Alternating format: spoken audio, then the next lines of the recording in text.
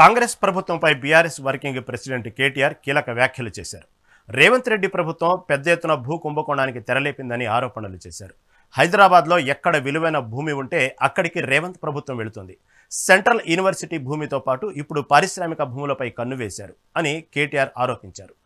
బాలానగర్ పరిసరాల్లో 9,300 ఎకరాల భూ కుంభకోణం జరిగిందని, దీని విలువ సుమారు 4 లక్షల కోట్ల రూపాయలు ఉంటుందని ఆయన పేర్కొన్నారు. రేవంత్ రెడ్డి ప్రభుత్వం తెరలేపింది సామాన్యమైన భూ కుంభకోణం కాదు. ఒకటి కాదు, రెండు కాదు. హైదరాబాద్ లో చాలా పెద్ద ఎత్తున మన దగ్గర పారిశ్రామిక వాడలు ఉన్నాయి. ఉదాహరణకి హైదరాబాద్ నడిబొడ్డున అజామాబాద్ ఇండస్ట్రియల్ ఏరియా ఉంటుంది, పక్కనే బాలానగర్, కుకట్పల్లి, జీడిమెట్ల. ఎక్కడ కూడా ఇవాళ మార్కెట్లో మీరు చూసినట్టయితే అక్కడ ఎకరం 40-50 కోట్ల తక్కువ ఎక్కడ ఉండదు. గదాల లెక్కనే ఉంది, ఎకరం లెక్క కూడా లేదు.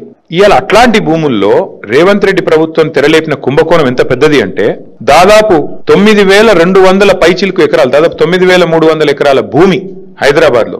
అంటే మీరు సగటున 40 కోట్లు వేసుకున్న ఎకరానికి దగ్గర 4 లక్షల కోట్లు, దగ్గర 5 లక్షల కోట్ల విలువ చేసే ఆస్తిని, అందులో మరి ఇవాళ ఆయన అనుయాయులకు, ఆయన వందిమాగదులకు, ఆయన బామ్మర్దులకు, ఆయన తమ్ముళ్లకు, ఆయన చుట్టూ ఉండే బ్రోకర్లకు ఇవాళ ఒప్పందాలు కుదిరించి ఒక అతిపెద్ద భూ కుంభకోణానికి రేవంత్ రెడ్డి ప్రభుత్వం మొన్న జరిగిన కేబినెట్ సమావేశంలో తెరలేపింది. 9,292 ఎకరాల పారిశ్రామిక భూముల మీద కన్నేసి రేవంత్ రెడ్డి గారు, ఆయన ప్రభుత్వం ఇవాళ Hyderabad industrial lands transformation policy అనే పేరిట భూములను కొల్లగొట్టే కుంభకోణానికి తెరలేపిండు. ఇక్కడ సింపుల్ గా నేను చెప్పే లెక్క మళ్ళొకసారి అర్థం చేసుకోండి. ఈ 9,292 ఎకరాలు మొత్తం కూడా ప్రభుత్వ భూమి.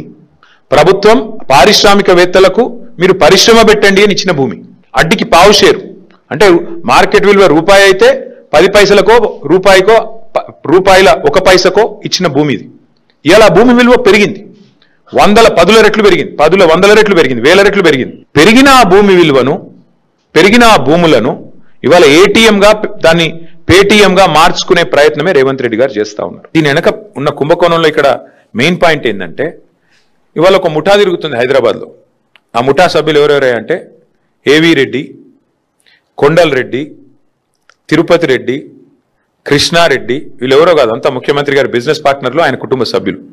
మొత్తం అగ్రిమెంట్లు చేసి పెట్టుకున్నారు. ఇవన్నీ మొత్తం ఈ భూములన్నిటికీ అగ్రిమెంట్లు, వెనకాల ఎంఓయూలు, ఒప్పందాలు అన్ని కుదుర్చుకున్న తర్వాతనే మళ్ళీ దీని మీద ఆర్ఆర్ ట్యాక్స్ ఉంటుంది. ప్రతి దగ్గర ప్రభుత్వానికి వచ్చేది 30%, మళ్ళీ తర్వాత 60%, 70% రేవంత్ రెడ్డి గారికి, కాంగ్రెస్కు ట్యాక్స్ కట్టాలి, కప్పం కట్టవలసిందే. ఈ లెవెల్లో అంటే ఒక 4-5 లక్షల కోట్ల భూములకు వీళ్ళు పెట్టిన టెండర్ ఇది. నేను ఇప్పటికీ 100 సార్లు చెప్పాను ఇష్యూ, మళ్ళీ నేను చెప్పను, ఇక చెప్తే కూడా బాగుండదు. మళ్ళీ మీరు, నాకు తెలిసి మీరు ఏం చేస్తారో, చాలా మంది ఇక్కడ ఉండే మీడియా సంస్థలు ఎట్లయిపోయినాయి అంటే ముఖ్యమంత్రి గారిని పాపం మీ అందరు అన్నట్లు కొందరు రక్షణ కవచంలా కాపాడుతున్నారు, కొందరు వాళ్ళకు అనవసరంగా. ఇప్పుడు నేను దీని మీద ఎక్కువ మాట్లాడితే అది రాస్తారు, దీన్ని రాయారు, నాకు తెలుసు. అందుకే నేనేమంటానంటే చట్టం తన పని తాను చేసుకపోతుంది. నేను ఇదివరకే చెప్పాను ఏ తప్పు చేయలేదని. ఏ తప్పు చేయలేదు.